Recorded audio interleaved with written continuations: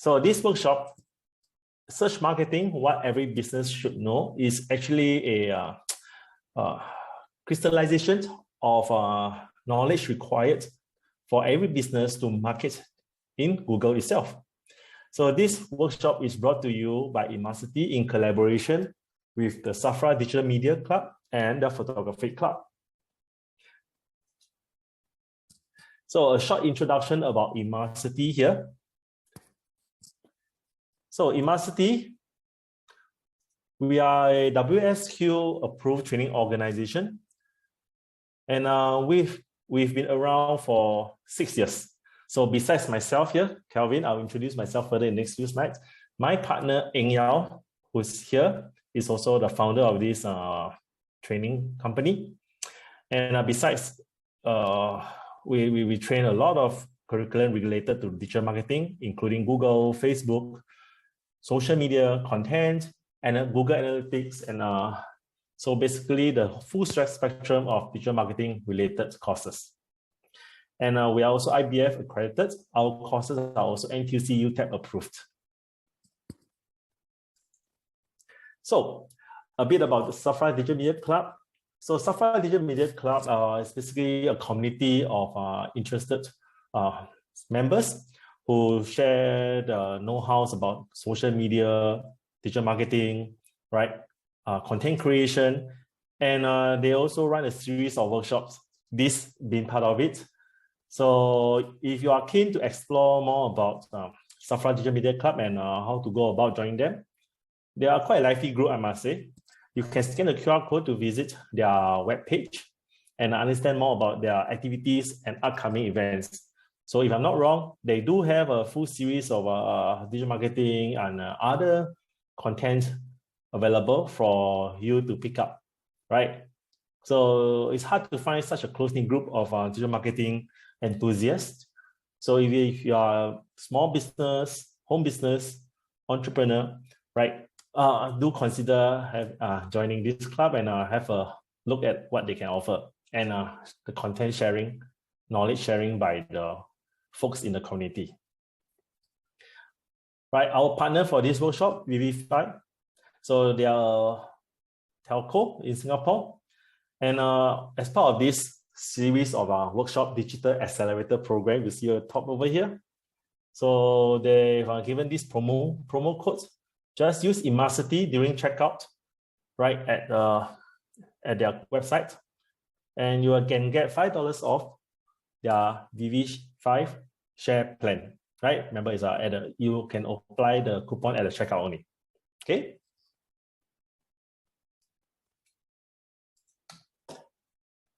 So companies we've trained. So yeah, Immacity here, we have been around for 6 years, but prior to that, the founders, we were also service providers, right, providing digital marketing service. And about 6 years back, we decided to come together and set up this training company, as many of our clients have also eventually become our trainees, right, sending trainees to us. So let me just give an introduction about myself here, a few slides of introducing the partners and this event. So my name is Kelvin here, right? I'll be the workshop presenter for the next 1.5 hours. Personally, I'm an internet marketer since 2009, where I set up many websites and learned how to optimize websites for search engines. So that's when I got into this business and really intrigued by how people can actually use websites, optimize, get traffic in, and monetize through different means. Could be Google Ads, could be affiliate sales, could be referral leads. So it's been almost 13 years since then. And started off as a service provider before eventually where I am now, a trainer. So prior to this pandemic, we provided quite a fair bit of training classes. However, now we are mostly on Zoom training.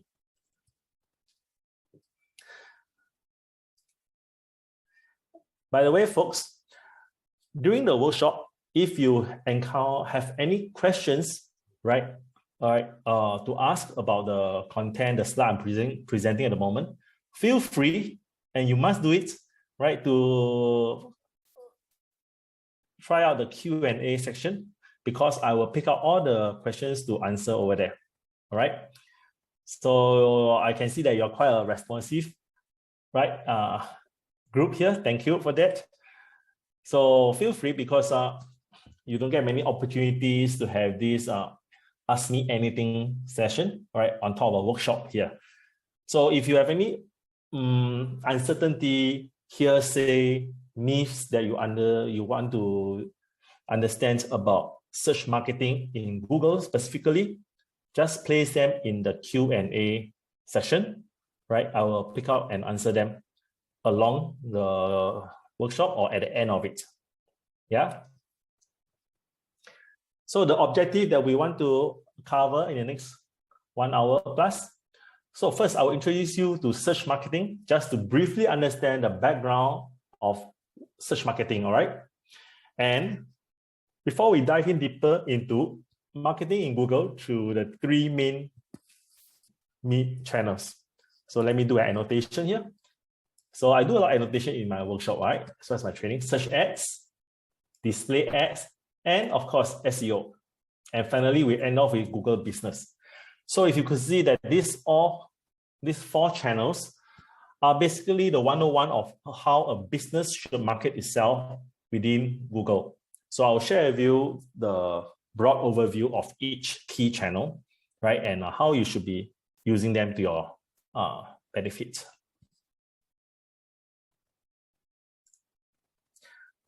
So in order to help me customize some of the content over what I'm talking about to the crowd here, if any of you have any running any active business, you can actually indicate your business name or the industry. Let's not do the business name, your industry, what industry you are in the Zoom chat, right? So that I can have a background, basic understanding of my audience over here.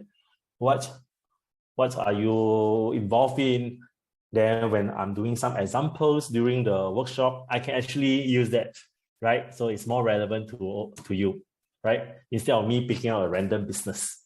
So please let me have a couple, 1 minute, 30 seconds, 1 minute to put in your business so that I can take a look in the Zoom chat. Okay, thank you. Oh, that's why I say you are responsive group here. Thank you. There's alternative wellness, there's art gallery, household wholesaler, non-profit. Thank you. Non-profit, main business is to join market event, get people to join events. Okay, so there's I can see a few businesses over here. Thank you. Art gallery, household wholesaler, household items. Marvin, household items wholesaler. You mean a bit more specific? Household wholesaler, right? Okay, thank you. Perfect. So a bit of understanding about the current landscape of digital, right? Digital marketing. I got this particular table only yesterday night, right? It's an updated table. You can see over here, digital ad spend worldwide is consistently on the uptrend, understandably, right? Of more particular interest would be, you can see that this blue line is the percentage of the media spent by companies. So let's say the whole worldwide media spent by companies, right? By 2024, digital advertisement will take up about 67% already. It's a sign that businesses are shifting their ad spend from traditional media into digital, right? So this is taken from eMarketer. And even until 2019, it's only 51%. Of course, in the past 2 years of pandemic, by 2021, which is last year, you can see that the increase is 20% year on year from the previous year. So more people are shifting their ad spend, accelerating their ad spend online because of this pandemic the past 2 years. That's why every business should always keep an eye on marketing their business online. How, where, right, when. So in terms of the digital marketing landscape, right, Google and Facebook takes up more than 75% of all new online ad spend, which means that for many businesses, the first time when they want to go online to do marketing, more or less they are actually marketing on either Google or Facebook owned platforms. Google owns YouTube, Gmail, right? Google Maps. Facebook owns Instagram, right? WhatsApp, and many other services on the internet. So these two networks are usually the go-to channels for businesses to want to start off their digital marketing campaigns. Now, in terms of how Google and Facebook targets its users is what every business should know, because you are going to be allocating your ad spend either in Google or Facebook, right? If you are limited budget, of course. So what is the difference between how Google and Facebook targets its users?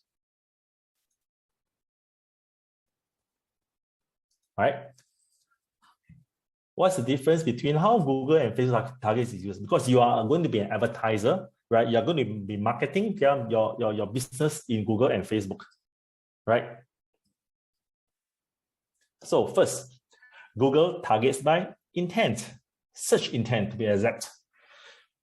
No other platforms on earth would know what you're looking for, when you're looking for, where, right? How? Am I right to say that? Because the moment you type into Google and search, your intent is very clear to Google, right?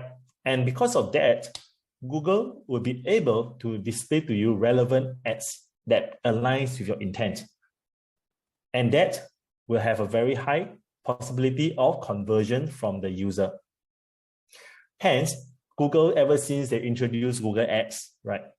They start becoming a very prosperous, a very powerful company, right? I believe more than 90% of the ad spend actually comes from Google Ads, right?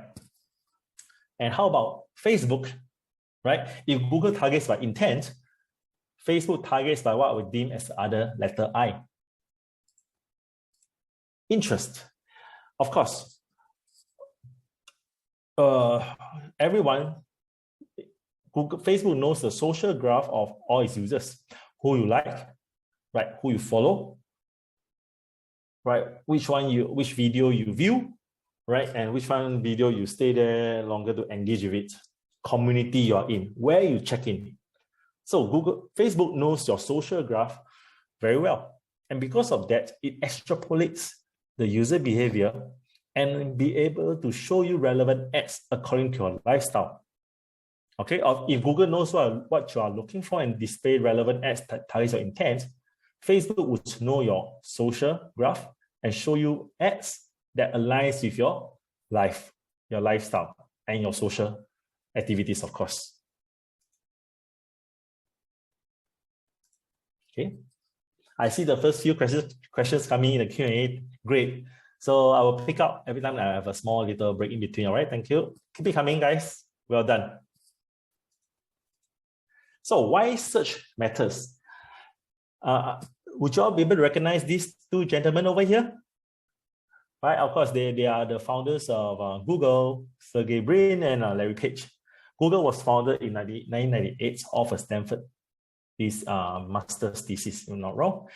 And actually, before we knew it, we started becoming Google users back in the early 2000s. Right? Because the results were so good, quality, relevant, right? And simple, most importantly. Can somebody please share with me here, what were the search engines you knew of prior to Google or just about the same age as the time as Google? I mean, now when we talk about search, it's synonymous with Google, right? But what were the other search engines you knew of back in the 90s? Right? We are approaching 50. Well done, folks. So I'm sure I can get some answers about the search engines or 90s from you guys, right? Then I'll tell you what I know. Thank you. Oh, Yongchuan. Yeah, Yahoo. Excite. Excite is really awesome. It's one of the first few answers that I get in my classes also. Not many people knew about Excite actually. Yahoo, of course, guys. Yahoo, everyone knows Yahoo, right? It was a dominance in 90s, right? AliWeb, not sure about AliWeb, but Netscape by TM. Netscape, but folks, a lot of trainees also gave me the answer of Netscape, but Netscape is actually more like it's a browser, right? I don't think Netscape is a search engine, am I right?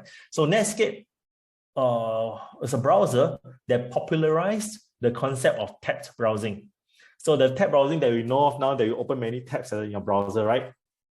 It was pioneered by Netscape. Thank you, folks. So I see Excite, right? There's also AOL. Remember AOL.com? Thank you. Web crawler, Oliver. Whoa, I haven't heard about that. Thank you. So there was a story. There was Yahoo wanted to buy Google, right, in the 2000s, but the deal didn't go through. And of course now. So a lot of people would think that Yahoo was a search engine. However, Yahoo actually, it turned out to be more like a portal, right? A portal. It still takes a portion of the search engine market, but it's more like a portal where people like to have Yahoo as the homepage because you can know the finance, you will know the entertainment news, right? The stock market, the weather, right? And everything is happening. So a lot of people like to have Yahoo as a homepage for this purpose. So it's like a portal. So we talk about search engine, pure play. Google is by far the dominant, right? The dominant platform out there. Whoa, Oliver, thank you. Very active. Metacrawler, Alta Vista. Yes, thank you. You reminded me. Alta Vista. So it's a throwback to the 90s, Lycos. Wow, I must say that you do know a lot. Okay. Now, do you know some snippets of knowledge here? According to Google, 81% of people search when they want to know something. If you map it to your own behavior, especially now with the mobile phone by your hand, right, in easy reach, within reach, every time you come across something that you are unsure about, you do not know, people will say Google is a verb, right? You go and Google. So 81% of people Google for something, right? It's like they're asking Google to give them to help them understand what this is. If you see some things on the TV, some advertisements, some condo project launch, if you're driving along the streets, right, the billboards, right, you will have it at the back of your mind. But when the time is right, you would actually Google for it and try to understand more. It's like researching for it. And also importantly, 62% of purchases influenced by relevant search. Now, it's not far-fetched if I were to say that people trust what they find, right? So a lot of us, when we Google, we have the subconscious mind that we are searching for something, right? You can actually dismiss the advertisements, but when you look at the non-advertisement results, you tend to trust it more because it's something that was searched on your own, right? By your own effort. So you tend to trust it more. So the key question here, are you there for the buyers in their moments of need? Right? Are you there for buyers in moment of need? So this is also what we know in Google as micro moments, right? Because it's the first 5 seconds that leaves impression in the users. Hence, everyone or every business, right, in a competitive industry, they are very obsessed with being on the first page of Google for business-related keywords, right? Importance of being on the first page.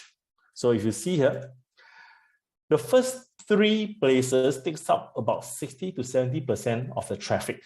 So how do you see that? For example, if there are 100 people, there were 100 people that search for the same term. For example, back to our initial business, right? We have a art gallery, right? Precious Arts for Sale Singapore, or Precious Arts for Sale. So a lot of people would be, a lot of businesses would want their websites to appear in the first page, because it takes up 70 out of the 100 people will stay on the first page of Google. And overall, just about 10% of people actually moves on to the second page of Google, right? So there's a saying on the internet that goes this way: if you want to hide a dead body, you hide the second page of Google, right? Because less than 10% of people actually goes to the second page of Google.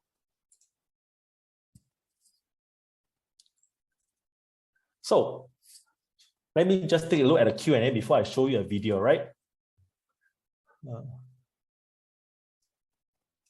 So Oliver, the question for SMEs, small, medium-sized companies, limited budget, advice to special on one platform or across multiple platforms, right?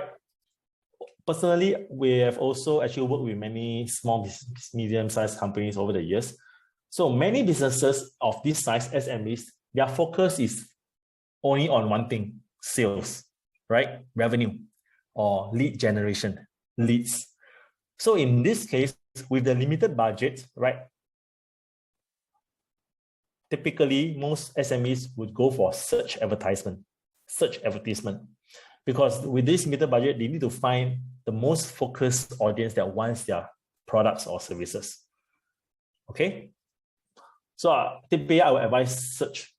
So, but of course, you are talking about social media content management where you do not have to spend much money. Then there is part and parcel of setting up a business now, right? To have a social media presence.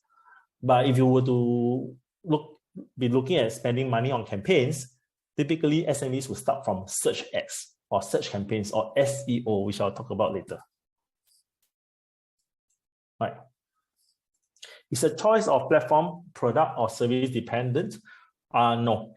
Right. Be it on either of the platforms, people still promote products or services. Right. It's not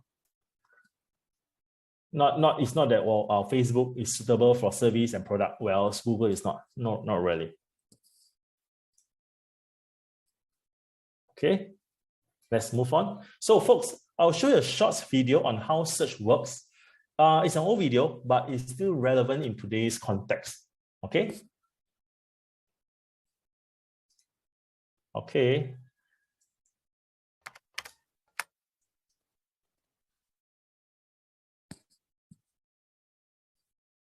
Hi, my name is Matt Cutts. I'm an engineer in the quality group at Google, and I'd like to talk today about what happens when you do a web search. The first thing to understand is that when you do a Google search, you aren't actually searching the web. You're searching Google's index of the web, or at least as much of it as we can find. We do this with software programs called spiders. Spiders start by fetching a few web pages. Then they follow the links on those pages and fetch the pages they point to, and follow all the links on those pages and fetch the pages they link to, and so on, until we've indexed a pretty big chunk of the web, many billions of pages stored across thousands of machines.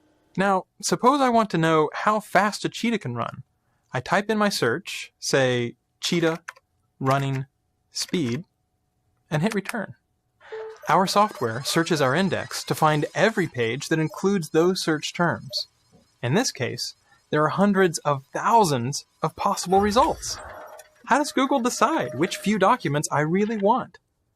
By asking questions, more than 200 of them, like, how many times does this page contain your keywords? Do the words appear in the title? In the URL? Directly adjacent? Does the page include synonyms for those words? Is this page from a quality website, or is it low quality, even spammy? What is this page's page rank? That's a formula invented by our founders, Larry Page and Sergey Brin, that rates a web page's importance by looking at how many outside links point to it and how important those links are. Finally, we combine all those factors together to produce each page's overall score and send you back your search results, about half a second after you submit your search. At Google, we take our commitment to delivering useful and impartial search results very seriously. We don't ever accept payment to add a site to our index, update it more often, or improve its ranking. Let's take a look at my search results. Each entry includes a title, a URL, and a snippet of text to help me decide whether this page is what I'm looking for. I also see links to similar pages, Google's most recent stored version of that page, and related searches that I might want to try next. And sometimes, along the right and at the top, I'll see ads. We take our advertising business very seriously as well, both our commitment to deliver the best possible audience for advertisers and to strive to only show ads that you really want to see. We're very careful to distinguish your ads from regular search results. And we won't show you any ads at all if we can't find any that we think will help you find the information you're looking for, which in this case, the Cheetah's top running speed is more than 60 miles an hour. Thanks for watching. I hope this made Google a little bit more understandable. Okay.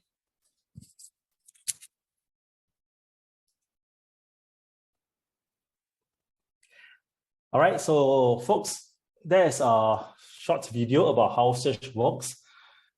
And I hope we get a better understanding of how Google crawls and indexes the internet before it decides the rankings, right?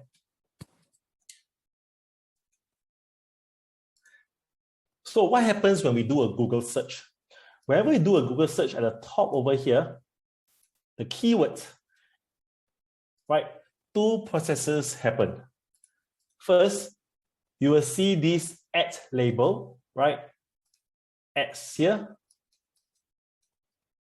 or what we name as a pay-per-click Google ads, right? These are what we call the search ads. This is followed by the non-advertisement results at the right below it. So you can see that non-ads, all right? Non-ads. So usually at the top, maximum of 4 ads at the top, right? Maximum of 4 ads at the top. And then after that would be the non-advertisement, or what we deem as the search engine optimized results, organic search, natural search. So the few terms related to these results. So we'll cover both of these, right? Overview of both of these in the next 2 sections. So the search ads is where the advertisers like yourself, the businesses, will configure campaigns within Google Ads and launch these search ads. Whereas the SEO, right, results is when the businesses, right, they optimize their websites so that it ranks naturally in Google on its own merit. So that Google will recognize that your website is related to this keyword and rank you organically. So what's the difference between Google Ads, right, and search engine optimized, right, results? So first, for SEO results, you do expect the effect to be slower. It takes time for the Google to index, crawl, index, and rank the results. So typically for new websites, we are looking at 3 to 6 months in order for the organic results to come in, right? Even if you start SEO, right? It takes 3 to 6 months for the results to come in. However, SEO has a better ROI in the long run, return on investment.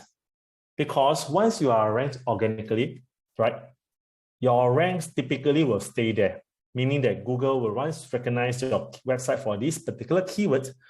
Subsequently, you will still be ranked, you will still receive perpetual free traffic to your website.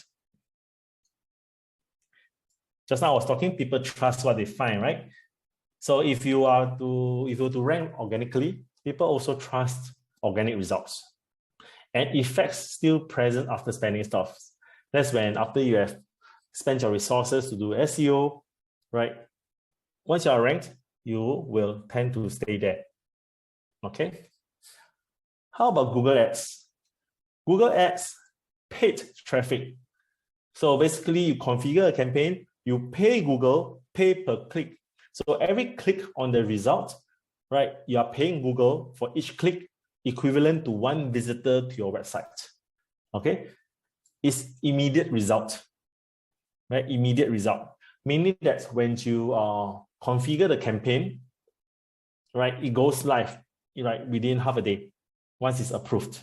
It's very fast compared to SEO, where you tend to wait for months, right? Google Ads is the best for time-sensitive keywords, meaning that if you have a campaign that targets a specific season, Christmas, for example, Christmas package, okay, or specific events that you are promoting, right? Specific arts events, right? Or even for the events, we have another of our participants into events, right? When you are doing events, you tend to have a short runway to the start of the event, 1 month later or a few weeks later. So in this case, typically you do Google advertisements to try and get people to register soonest, right? To reach the landing page and register soonest. So for time-sensitive keywords that you can't afford to wait or miss, then we will use Google search advertisements. Traffic stops when the budget is exhausted, for sure, right? Because once we allocate a certain budget to do Google Ads, right, X dollars per day, right, and over a period of 2 weeks. So after a 2 weeks run its course, right, and daily spending hit its limit, your landing page basically wouldn't have any visitors anymore. But it's intensive during this period for you to drive visitors.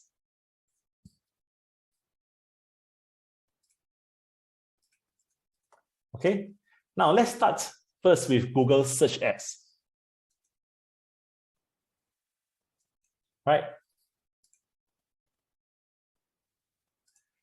So I would tend to, when helping small and medium businesses, SMEs, we tend to suggest them to always go for search ads because it directly affects your bottom line, right? Your revenue, because it generates leads. Intent. Search intent is when people use the Google search, right? And if you show them the relevant ads and what, you will have a better conversion probability. Okay, so versus traditional media, where you put on classified ads, you put on banners or billboards, right? These are just shown to the general audience that passes through and happen and then just look at it, right? You wouldn't know what each and everyone is thinking. You're just hoping the large enough audience, right? And a percentage of them will be interested. Not for Google search. Google search, they will only show the advertisements to your audience that are looking for your product or your service. Okay, so household items, right? Household wholesale items for sale, or a specific household wholesale item, right? Household is so big, right? The industry, but people search for individual items.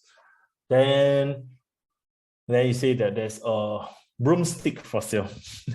Not sure if that's the best example, but yeah. Okay.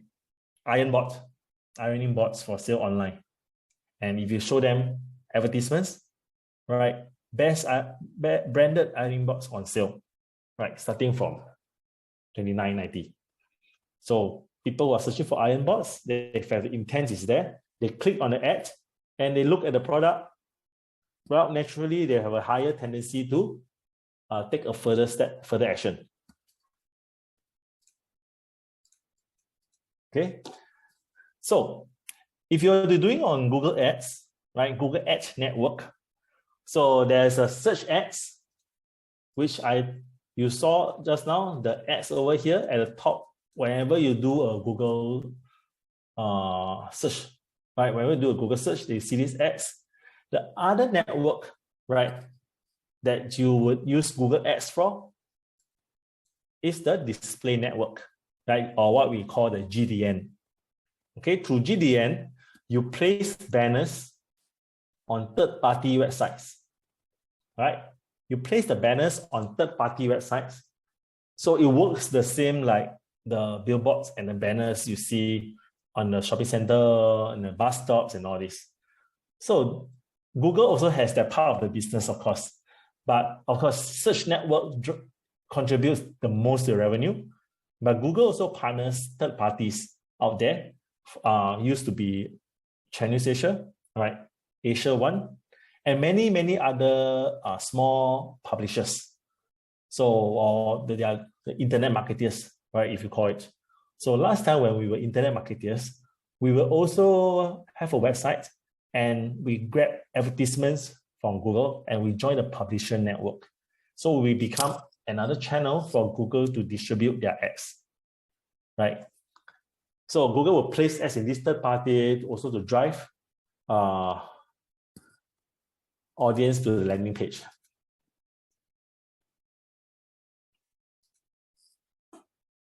Okay, so how can a business decide and choose which network is suitable for them? So basically both campaigns, search campaign or display campaigns, right, are campaigns that businesses typically configure in Google Ads. So the first one, search ads, or what we call the search campaigns, is targeted for conversions. So SMEs, right? Unconditional. For sure, the SMEs want sales and revenue and leads. So they target search ads to drive conversions, right? To drive conversions. Display network is used mainly by businesses to do branding, right? To do branding and awareness. So this is just like the banners you see offline, the traditional media, the newspaper advertisements. So people are just placing these huge banners, right? So it's so that people who are reading this news or driving past, is by the way they will see this banner and have remain top of mind. And if they see enough, then they will Google for it and have awareness for it. For example, an upcoming event, right? I heard about the news, there's iLights coming back. So they do a lot of banners, ads, right? Banner advertisement and over across the whole internet through Google. So Google has one of the largest channel to distribute ads. Besides their search, which all of us use every day, right? It also has a very, very large pool of publisher network, the mini sites, even to the large websites, where they will put the banners on, right? Comparatively, display network is cheaper than search, of course, because for search, the audience is very targeted and focused. So think of it this way, a better quality audience that it targets, you have to pay more, right? Whereas a broad quality audience that you are targeting, you'll pay less. So, but each campaign will have its different purposes. Okay, so search campaign targeted at sales and conversion, display campaign where the banners are targeted at branding and awareness. Okay. Now, let's start first on Google Ads, right? Let's start first on Google Ads. So Google Ads, the trigger over here, 4 advertisements here, right? Pay per click Google Ads. Okay, some questions here. Dongchuan, for GDN, can companies specify which third-party website to display the ads and how we can know which third-party put on? Yes, when you can choose the site and you can also see the rough audience size of their website. You will go to Google Ads, right? And display planner. In fact, later I will show the keyword planner.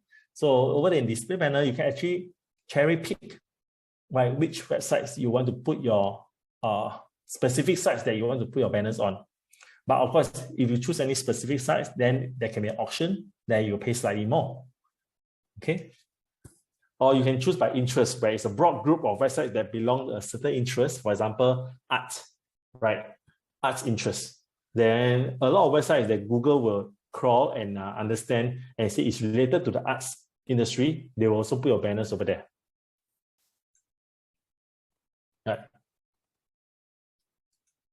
Yongchuan? Yes. If you are targeting on both conversion and branding, and search and display both to be done. Okay. So typically, I must say that it's quite different for products and services that wants to do brand conversion versus branding. For some, branding and awareness is maybe a new product launch. Then you want to make sure everyone knows that this new product launch. Then you do display network, right? And for sales, people really looking for, let's say, perfume, right?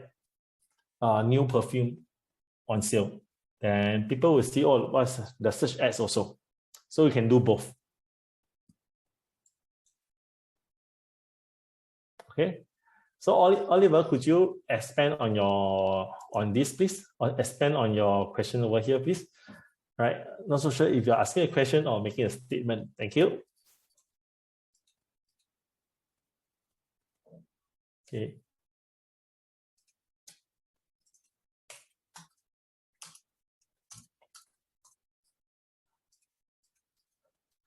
Okay, so typical ads listing. In fact, Google Ads is an open platform. Anyone who has a Gmail account will be able to register a free Google Ads account and configure their own Google Ads campaign. Okay, of course, the difference is that if you are trained or not trained. If you are not trained, you can go into Google Ad platform and just click and configure a campaign. And of course, the effect, if you're not sure about the nuances, about the final things to do on Google Ads, then you might end up spending more money than you should, and your campaign might not be optimized. But it's open platform, right? Anyone can register to configure Google Ads. So every ad, every advertisement in Google or the search ad will consist of these three: headline, display URL, and the description. Okay, headline, display URL, and the description. Okay, and the meta description and the ad description over here. And because you are a paid, right, paying customer to Google, you're an advertiser. So you also get to beautify your advertisements through what we call the ad extensions, right? It includes site links, a call extension, which is a number to call, right? This 6100 example here. Structured snippets, right? Structured snippet is something like this, where it's a pre-configured header, amenities, courses, degrees, locations, cities, right? Some of these are pre-configured headers, and you just input the values. Call outs, like which are like short blurbs about a product or service, and then the price. All in, there are almost 10 to 15 extensions that you can configure to make your ads look rich. It also helps to improve the quality of your ads so that Google will prefer to display your ads more than others. Okay, these are what you can configure. So Google works based on an ad auction basis. Maximum slots in a page, 4 at the top and 3 at the bottom. And everything in between are the organic or SEO results. Okay, so it's given that there are 7 ad slots per page, there are definitely more than 7 competitors in any industry, right? Or in fact, hundreds or thousands of competitors. So the advertisers, like yourself, will bid for your business keyword, just like any other similar competitors. And because of this bidding, it drives up the CPC, cost per click. Because if retailer A is willing to pay 50 cents for ironing boards for sale, let's say the keyword, retailer B willing to pay $1, and retailer C willing to pay $1.50. Then all being equal, right, retailer C will have a higher preference by Google, right? Because retailer C is willing to pay $1.50. And that's when retailer B will start to bid and outbid each other, right? So that is what drives up the CPC. And every business keyword will have a inherent or what I call intrinsic value. Not all keywords are the same. Not all keywords have the same values. So, for example, real estate related keywords, easily $5, $10. Insurance related keywords, right? $10, $20, right? More than. And if you are selling other lower value products, ironing board, $1 to $2. So the end value of the product or service, right, actually directly relates to the CPC. Of course, if you sell an expensive product, then definitely the CPC, the cost per click, will be high relative to a lower value product. Okay, and Google assigns ad positions based on two things: bidding price and the quality score. So bid price, well, is basically everyone will have these keywords and they will set their maximum bid they are willing to pay for this keyword, right? Retailer ABC, right? 50 cents, $1, $1.50. How much are you willing to pay for this keyword? Your maximum bid. Then on the other side, there's a quality score, QS. It's basically how well is your ad configured? Are you using the ad extensions, right? And if people click on your ad, when they go to your website, does it load fast? Can they find what they want? So one thing that helps Google to track the quality of the advertisement would be the user behavior on sites. So if Google were to refer you 100 visitors, right, through the ads, 90 of them or 99 of them close the window or go back to Google and click on other ads. So it's a sign to Google that, hey, this is a low quality ad or irrelevant ad to this keyword. And the quality score gets affected, decreases, you might end up having to pay more. That's why it's not just who is willing to pay more wins the day, right? It's also a matter of who has a better quality advertisements as well as a web page. So if you're doing a Google ad, people click, they should go to a page where they get that information straight away, right? So many businesses make the mistake of sending users directly to the homepage, and users still have to browse around to the page that they were interested in, because they will have Google service, right? So your wholesaler, they're looking for ironing boards and they reach your homepage from the ads. They still have to go in the menu to click to go to the ironing board for sale page. So that is not the correct way. The correct way would be lands directly to the landing page, right? Where they get the information immediately. Because any other landing page they reach different from their intent, remember their intent, then people will leave.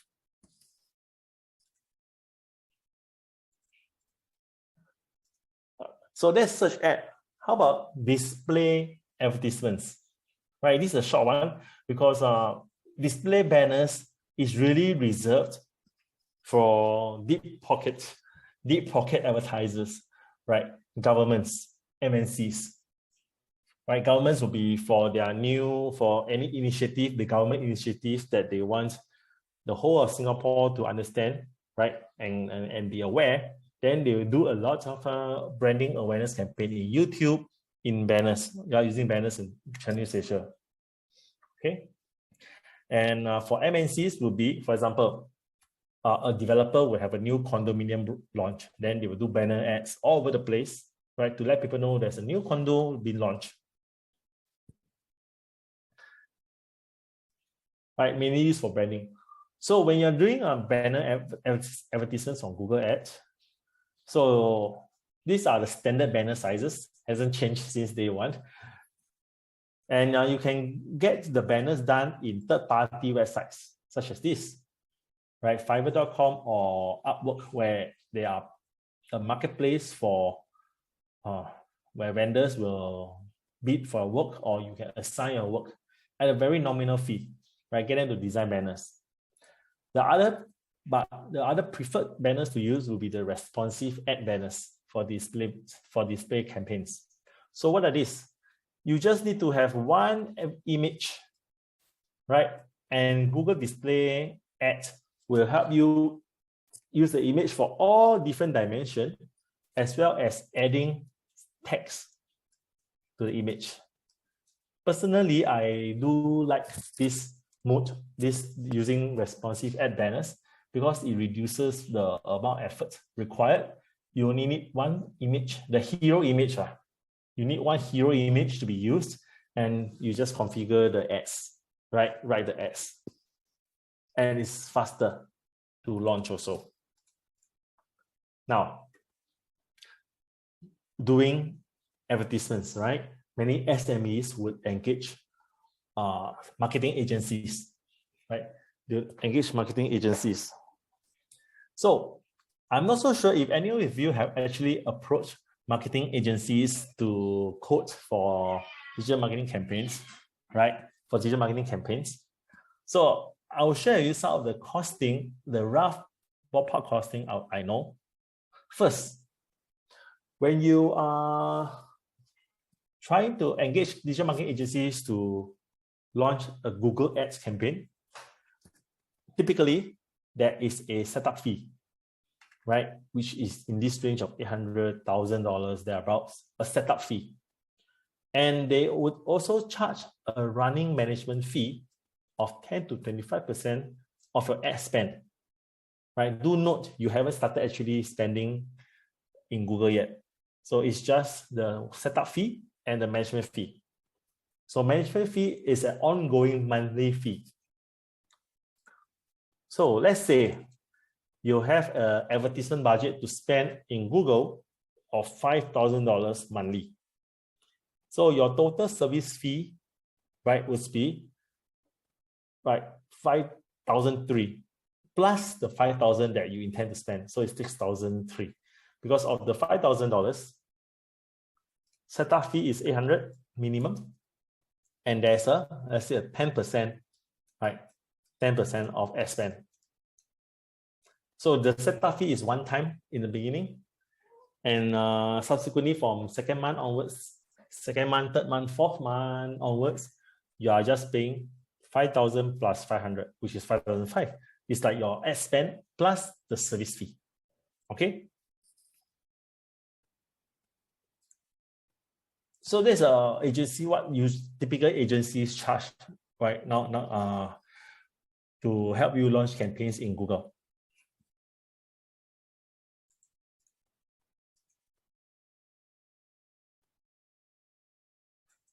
Hey, Yongchuan, thanks. When inviting agencies to quote, what is the common practice? Do companies give a budget upfront to let agency decide, or do companies give a laundry list of channels and ask? It works both ways, actually. So typically when companies invite marketing agencies to quote, if the companies know exactly what they want, right, and the product they want to promote and do advertisements, they'll just set a budget straight, right? I want to spend, right, I want to promote in Google, and my ballpark budget is about X dollars per month. So marketing agencies will take this budget and will work out a sum for you. For example, if you say that I'm willing to spend $2,000 in Google Ads, search ads per month, then the marketing agencies will work out the sum and say, based on $2,000, you are looking at average of how many clicks, how many visitors you can get to your website. Because it also has to make sense. If businesses engage marketing agencies and your budget is only about $300 to $500 per month, then very few marketing agencies will want this type of business because it's quite low a monthly budget to have any impact on the business. So if you talk about spending $1,000 to $2,000 per month, where you can get enough sufficient volume of visitors from Google, then that's when it makes sense for you to do Google Ads, right? So the companies will let the agencies know their objective, and marketing agencies will come back with the proposed channels. Yeah, Yongchuan, typically you say your S10 already, it won't include service fee and setup fee. Agencies will add on top of the service fee and setup fee. And typically, there are such campaigns, usually about 12 months contract, right? A 1 year contract. Okay.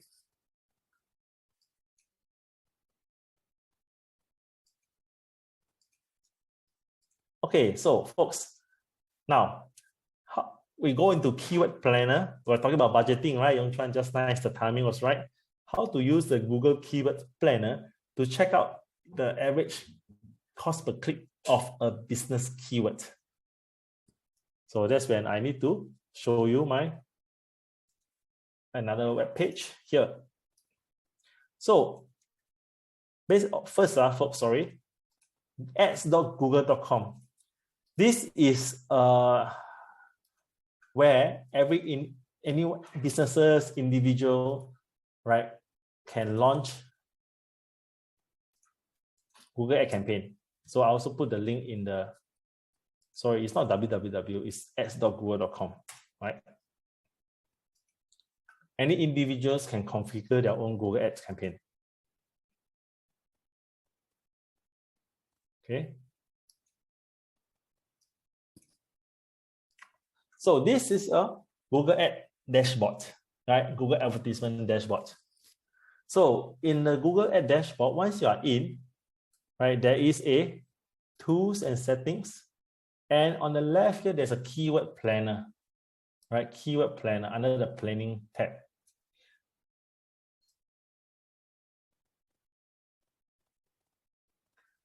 So from this keyword planner tab, right, you can click on discover new keywords and let's type in, right, business keyword. Okay, so I had 3 businesses earlier.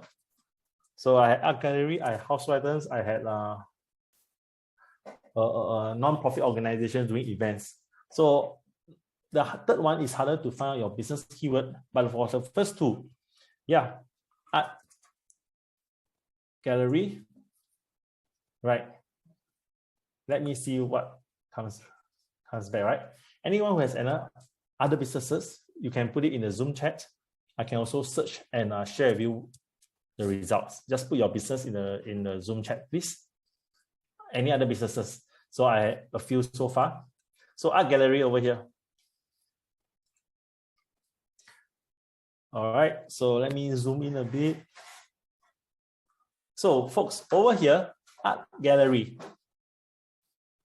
So it's a very generic word, by the way, meaning that it's just a very general word.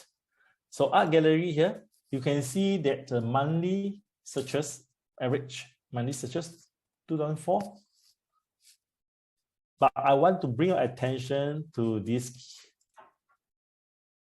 the average cost per click value that ranges between 69 cents to $2.17.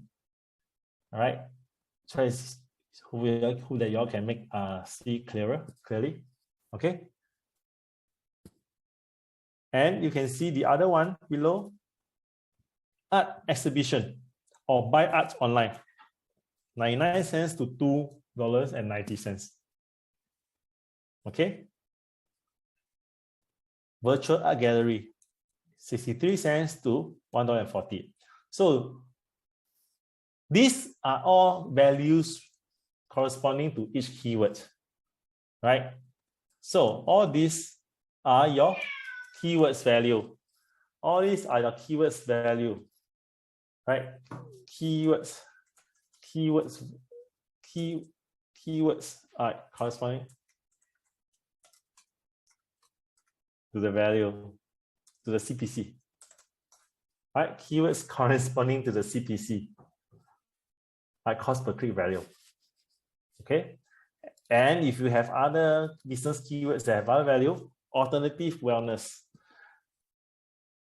Okay, so for alternative wellness, in my experience, it could be is it a very general term? Is it a very general, broad term to refer to, Oliver? Is there a specific thing specific product or service related to alternative wellness, that will be a lot more exact. For example, if you say general wellness, body wellness, it's not so specific enough. In Google, when people know what they want, they actually search more specific terms. So if you could target those specific terms, it will have a higher quality traffic that you can bring in. So that being said, let me see what is alternative wellness.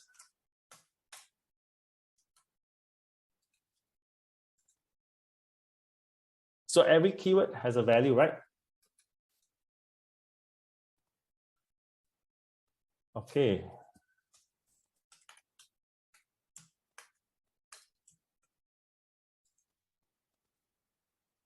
No suggestions found. Eh? Let me try again.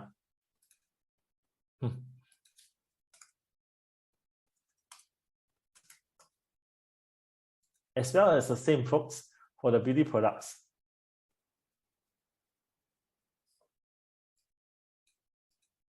Looks like I couldn't find any related to that. Let me try other things first. Beauty product.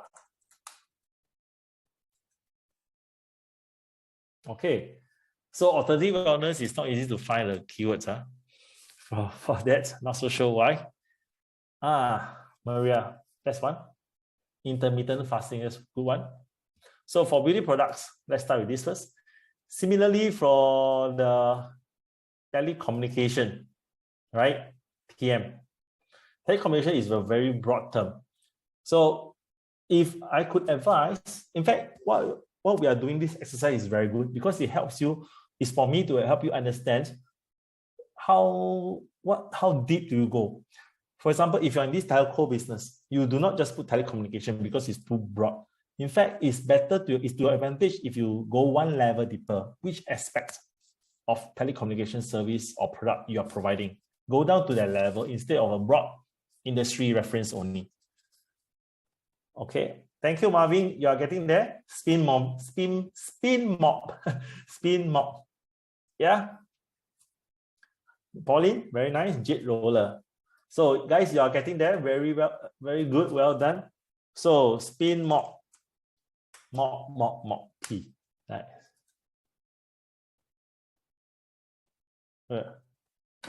So you can see spin mop.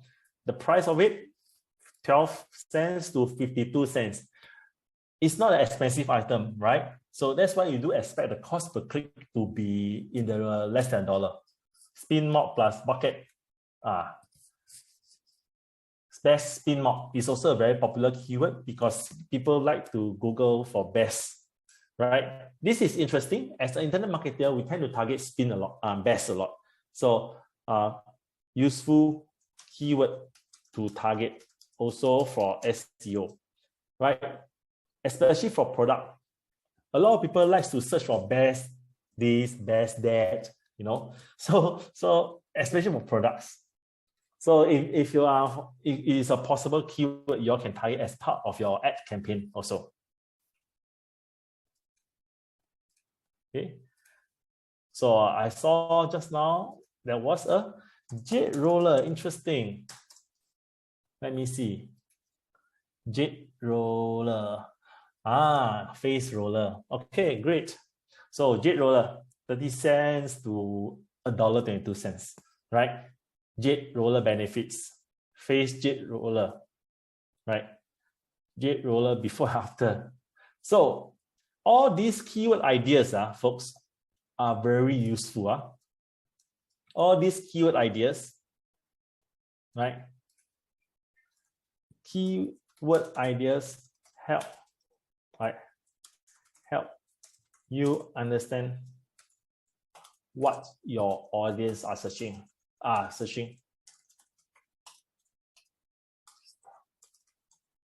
Okay, and it helps you understand what are the possible keywords you can target in your Google Ads, right, or in the SEO. So as part of SEO key research, we also tend to use this quite a fair bit. Thank you. So I'll move on from here. So this is Keyword Planner, folks. It's quite fun. It's very useful. It gives a lot of insights. You can try it. Yeah.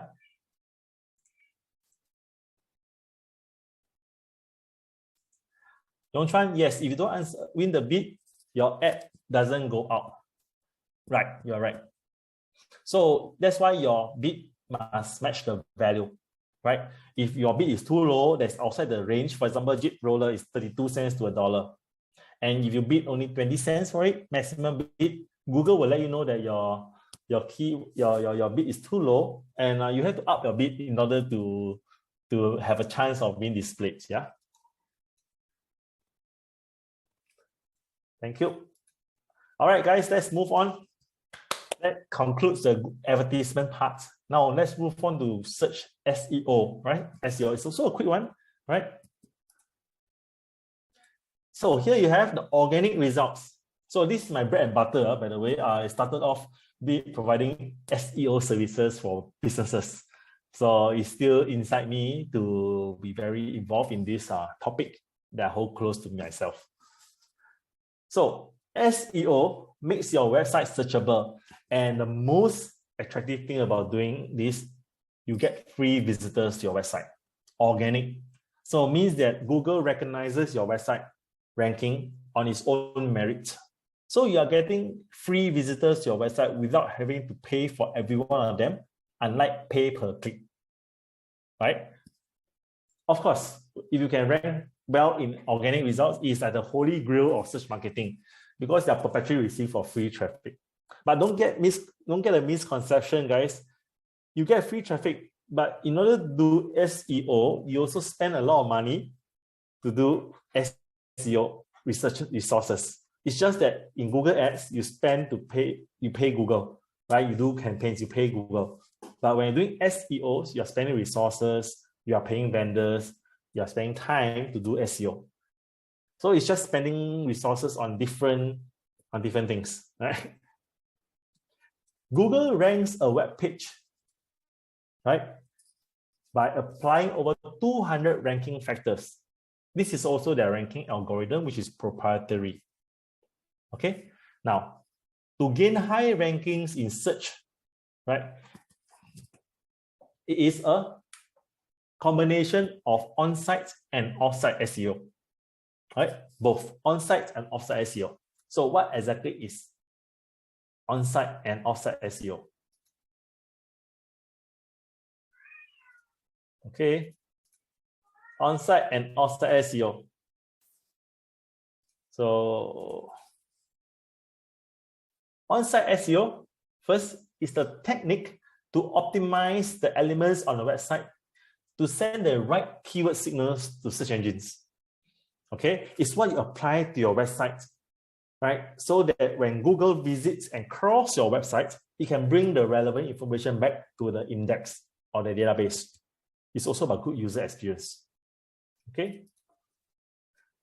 So proper on-site helps search engines interpret the content of your website. And especially if you insert the target keywords appropriately, in the correct locations.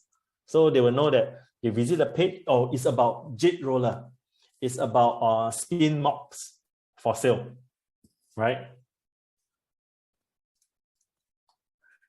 And these are the basic 5 on-site hierarchy techniques anyone can apply, okay? Because it's your website, you can apply. So you have this information hierarchy where you plan your website structure from the home page to the services to the sub-products or sub-services page. Or for e-commerce, products, subcategory for the products. Optimizing the title of the web page, having sufficient content on your web page, meaning that your page that promotes a product or service is not a one-liner or a single image, but an image with a rich text description, 300 to 500 words. After 20 over years, Google is still a text-based technology engine. So you need to feed Google words, text, content, so they can understand what your page is about. And there is the A permalink, meaning that the hyperlink or web page must be descriptive. You can also optimize your page images, right? Adding the alt text. So these are the basics, right? If you Google for it, there are a lot of articles, right? You can also learn from moz.com. Maybe I can put here, moz.com will be useful, moz.com, to pick up some of these basics on-site techniques on-site. Now,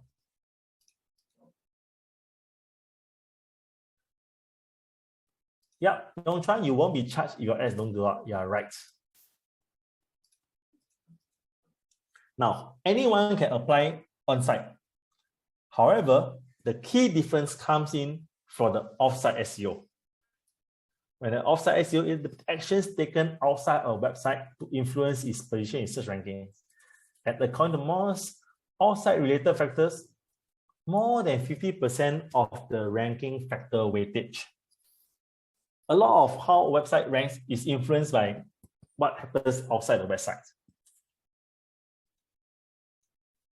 So, and that's when we go to the concept of backlink or a citation, right? So a backlink is a citation from one page to another. It is the key component in Google's PageRank. So if you are Google PageRank was the start, right? Was the start of how Google came about. It was from the Stanford thesis, PR, right? They developed this PR. So basically, what is PR? They looked at how many hyperlinks point to a web page to determine its importance and relevance, right? So a key component in Google's PageRank, and it indicates a website's popularity, relevance, and authority. Now, I cite you an example. When you do a Google search for a knowledge, how high is Everest? And just now, how fast a cheetah runs? Typically, what website comes out? Starts with a W, right? Wikipedia. And why Wikipedia is always the top for knowledge-based search? Because it's been voted by the internet, by the websites on the internet for the past 20 over years. People, because the content in Wikipedia is credible, is authority, right? Is authentic, genuine. There are a lot of websites that do citations to Wikipedia. And because of that, naturally, Google would see that this Wikipedia site is genuine, authority, is safe to rank Wikipedia #1. So backlinks is also equivalent to SEO link juice. So by virtue of all these websites linking to Wikipedia, they are in a way sharing their link authority to Wikipedia. And that's how Wikipedia becomes so authority. PageRank or Wikipedia or the PR between 0 to 10, a sign of authority is about 7, 8. It's very high. Most of your website and our website, 0 to 1. So then what is government website is 5 to 7, right? Wikipedia is 7 to 8. So it shows indication of how trusted Wikipedia is in Google's eyes. And when you have these links, so you see these Google bots, so they crawl the internet and collect ranking data, and they bring the link juice to the website. Okay, so that's how Google discovers the whole internet, right? By crawling all the pages and following the links from one place to another. Okay. So let me show you an example of how a link influences a ranking, right? So a quick one here. So if you do a search for this condominium project, you will see this URL here, right? forex@bukittimah.sg. Okay, now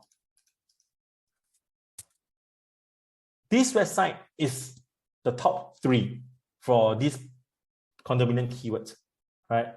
By the way, I do train a fair bit of real estate agents, right? Because I also work with a lot of them over the past few years.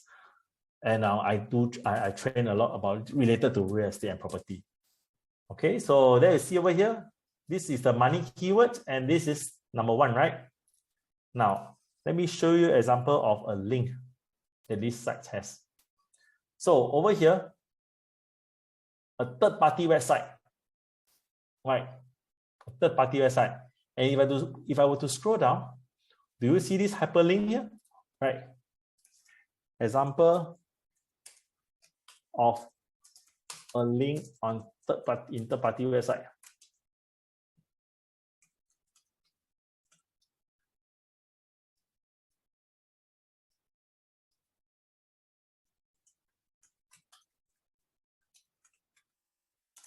Right. Sending link juice.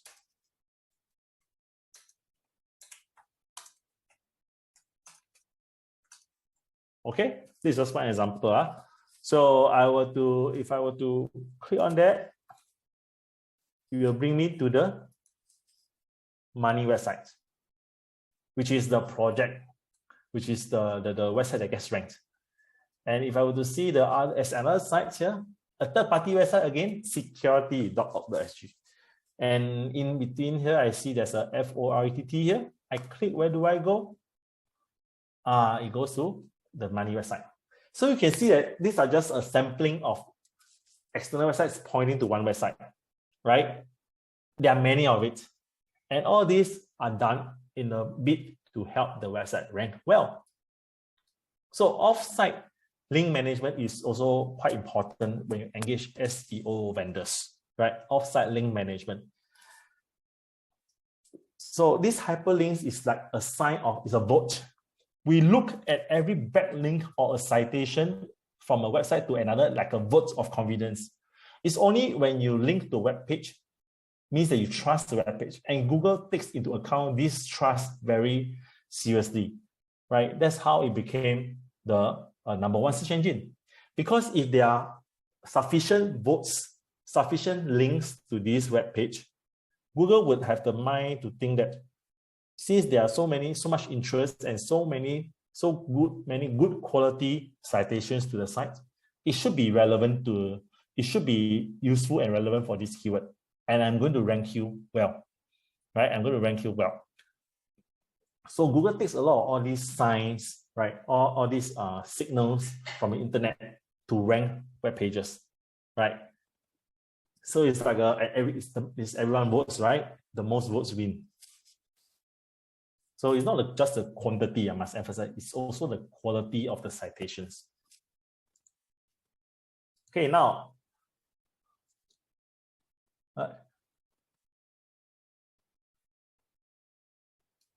Yongchuan, you're right.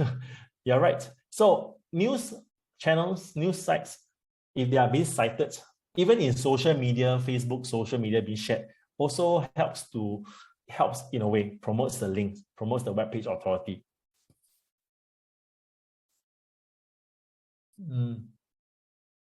Means the articles on other websites that includes your company web page as links, the more the merrier. It's not only more the merrier. Sometimes one link from a good quality site works wonders. Works wonders.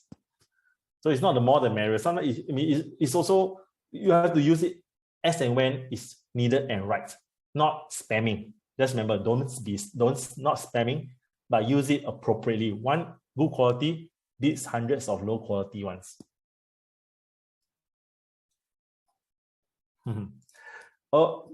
Hard to comment that, right? Sometimes hard to comment that because fake news sometimes I believe was more on within social media itself when it's been shared.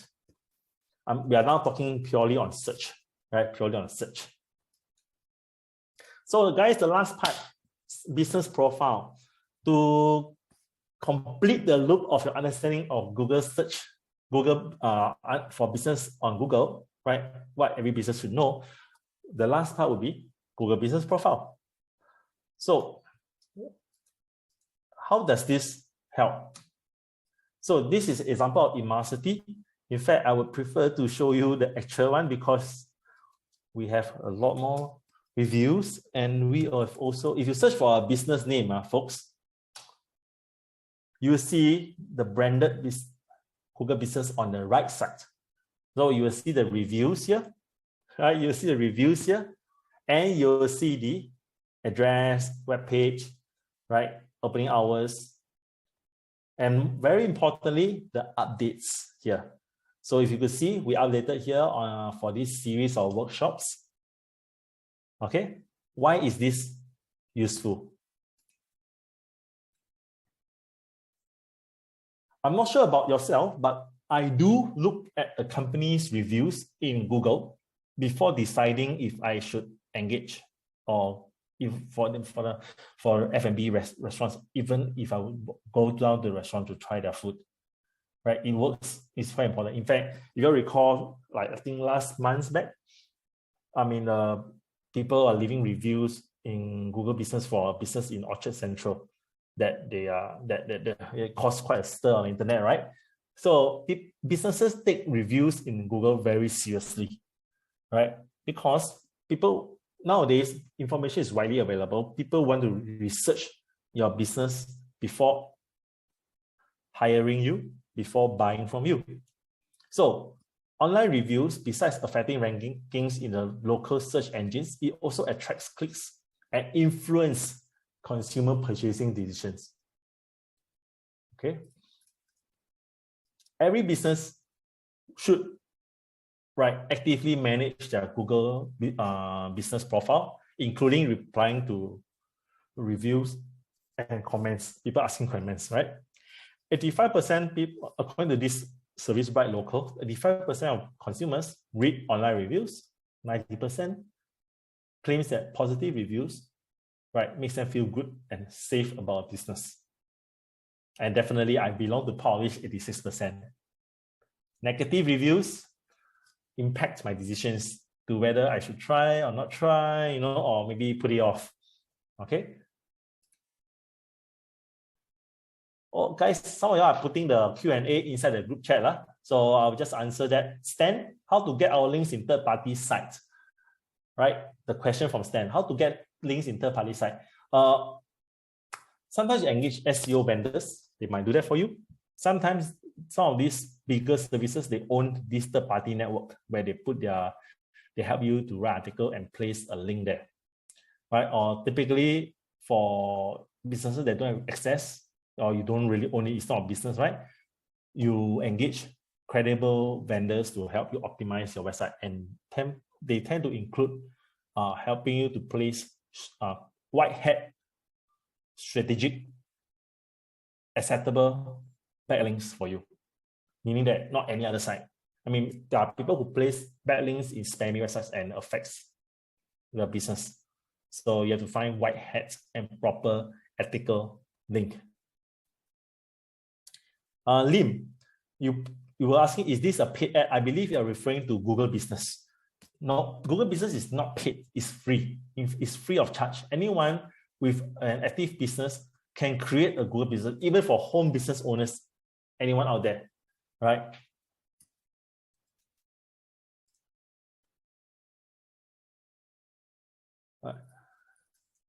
Pauline, is it GDN can use for conversions? Typically not the same, right? Conversions usually for search. GDN is always a by the way thing. People see your banner is by the way thing. It just create a subconscious awareness only, not really to get on the spot conversions. All right, guys, back to Google Business. So Google Business, yeah. With Google Business, you can place updates, posts, events, and your results gets displayed in Google Maps. In fact, Google Business only in the past week, right? Recently, past 2 weeks, they are slowly moving management of Google Business to the Maps, Google Maps, right? If Google it's not focusing on Google Business, it wouldn't try and combine Google Business and the Maps. So in the future, what I would perceive, the map, Google Map is going to be like all-in-one, and on a layer on top of it would be a Google Business, and all the businesses, when you use Google Maps, you see all the businesses with all the information you need, all the reviews, and how you can access. So for me, I think this is a positive move in the right direction for Google, right? To use Google Business, right, on top of the Google Maps. You won't know how far they will go to promote businesses, but we do actively manage our Google Business profile. Okay. I did not overshoot for very long, folks. It's 9:34 p.m. right? And let's just do a quick recap, Q&A, and I'll take a look at some of the upcoming workshops, right? So just stay around to see what the relevant questions are the folks here will be asking, all right? So let's recap here. In the meantime, folks, please put your questions in the Q&A. For those folks who put in the chat, transfer them to a Q&A so everybody can see. Yeah. So explain how search engines work. You also learned about the paid ads using search and display ads. Very important. Search ads is conversion focused, right? And this is branding awareness focus, right? And SEO, you learned about on-site and off-site, on-site plus off-site. What? How backlinks are, okay? And then in lastly, the few slides on Google Business, right? Managing your business profile, okay? So if I think I didn't put the website, so it's www.google.com/business. So this is the web page for you to create your business profile, manage your business profile, and moving forward, it will be done in Maps. So a short little recap and typing here to help you. Okay. All right, guys. Let's just do the Q&A here. Yongchuan? Yes, correct. You're right.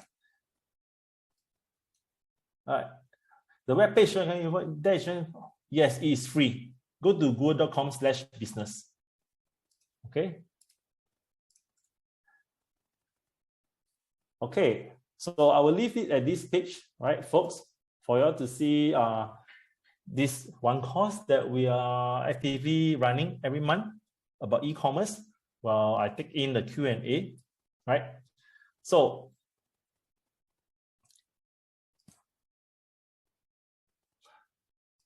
Yongchuan, for conversion, is it better to use search ads and social media ads? Better to use search ads. Social media ads subsequently, yes, we also teach you how to write ads that focus on conversion. Subsequent workshop next week, 2 weeks later. Okay, Nana, how do we know conversions are from Google search? Are there any tools? You use Google Analytics, right, to track conversions across different channels. And conversion tracking is also very useful for you to set up because you know you spend budget on which channel, how many conversions from Facebook, from Google search, from display, from Instagram. All of them are done using Google Analytics, right? Because you assign a unique link to be used for the campaign channel, for the campaign in this channel, so that you know visitors comes from which channel and visitors from which channel converted. Yes, you can. Is there a minimum budget you set aside per day for GDN or search campaign? Stan, yes. It means you need to know the keyword cost per click, average cost per click value of your keyword. When knowing that, you set aside a relevant budget. When I mean relevant budget means if your cost per click is 50 cents, you cannot be setting $5 a day. It wouldn't be effective. If your cost per click is 50 cents, you are looking at $50, right? To $100 even to get the volume, right? Then it's effective, right?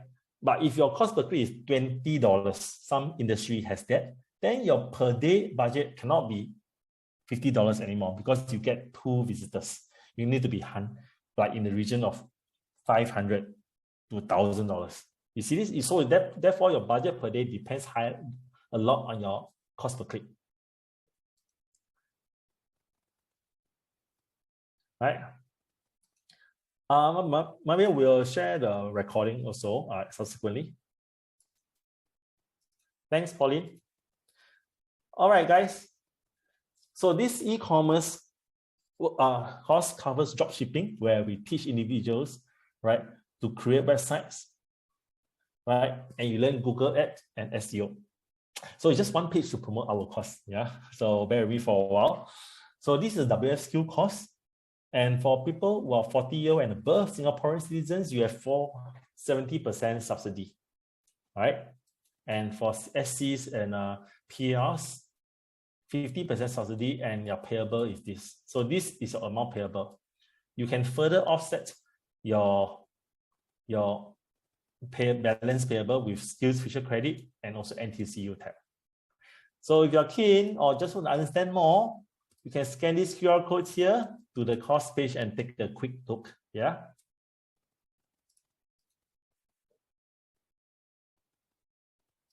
Okay. So Q&A. Yeah, we'll cover drop shipping. How to avoid being scammed. Maybe you can let the trainer know. Yeah, let the trainer know. Okay. Thank you, Mavi. Okay, the link to the web page, to the course page is also in the Zoom chat. Okay. So once again, folks, if you have any questions for us, you can actually email us here, social@immasive.com. And this series of workshop is brought to you by Immasive, where I'm from, Kelvin here, and also our Safra Digital Media Club and Photography Club.